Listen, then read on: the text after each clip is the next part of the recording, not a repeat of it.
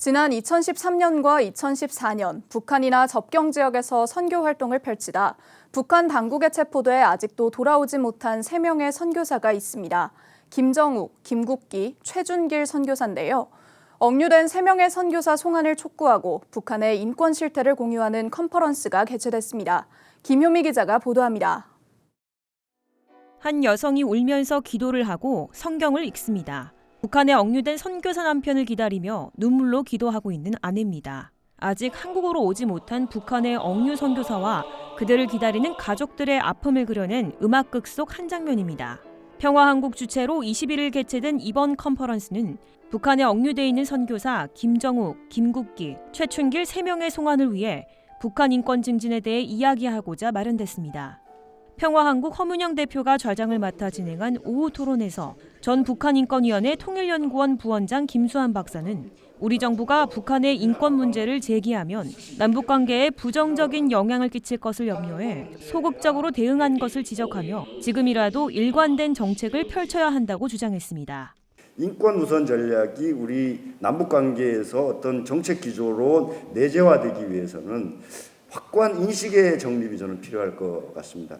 일관성이 없었던 부분이 정권에 교체되면서 그래서 일관성 있는 정책을 가져가기 위해서는 어떤 정책 인프라들이 상당히 강화될 필요가 있다. 북한인권재단이 조속히 설립될 수 있도록 해야지만이. 총신대학교 하광민 교수는 북한 인권 증진을 위해 기독교인의 역할의 중요함을 지적했습니다. 하 교수는 국제사회와 협업해 북한 인권 탄압의 책임 규명 활동에 적극적으로 나서야 한다고 전했습니다. 또 국내에서는 북한 인권에 관한 교육을 강화하고 북한 주민들의 신앙의 자유를 위해 노력하는 것이 북한 내 인권 증진을 위한 길이라고 강조했습니다. 이어지는 좌담회에서는 2013년에 중국 단동 지역에서 북한 주민을 돌보다 북한 당국에 잡혀 억류된 김정욱 선교사의 형인 김정삼 씨가 참석해 발언했습니다.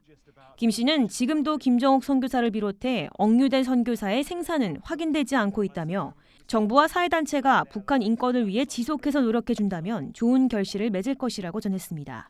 북한에 억류 중인 김정욱 선교사를 또 비롯하여 김국기, 최춘길, 또 장홍석 선교사 이분들이 더욱더 힘을 얻고 여러분들께서 앞장서가지고 이끌어주시고 인권 정진을 위한 개선을 통해서 또 미래와 희망으로 갈 수 있는 부분이 나타나리라고 생각하고요.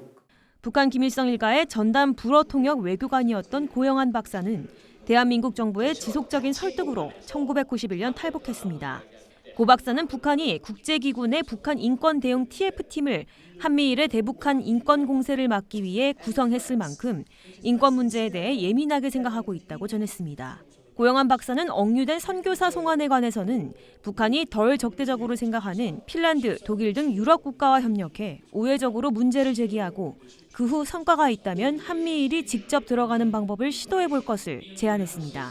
닫힌 공간에서 북한 대표단하고 이야기할 때 하는 말은 다 김정은한테 보고가 되기 때문에 북한에 이제 어떤 대표단이 온다, 어떤 대표단이 간다 그러면 이런 정치범 수용소 문제든가 갇혀 있는 선교사들 문제든가 이런 걸로 좀 언급해 달라. 2번, 3번이 반복이 되면 김정은도 그냥 속방에 군부를 이렇게 할 수 있도록 하는 것이 한 방법이 아닐까 생각이 되고요. 북한이 덜 적대적이라고 생각하는 유럽 나라들까지 이런 것을 자꾸 제기를 하면 북한이 어느 정도의 양보는 보일 수 있지 않을까. 그리고 평화한국은 정전 70년 북한 억류 선교사 송환을 위한 연합 프로젝트 일환으로 오는 8월부터는 유럽과 중국, 미국 각국 조야 인사를 만나 북한 억류 선교사 송환을 논의할 것이라며 억류 선교사 송환을 위해 최선을 다할 것이라고 밝혔습니다.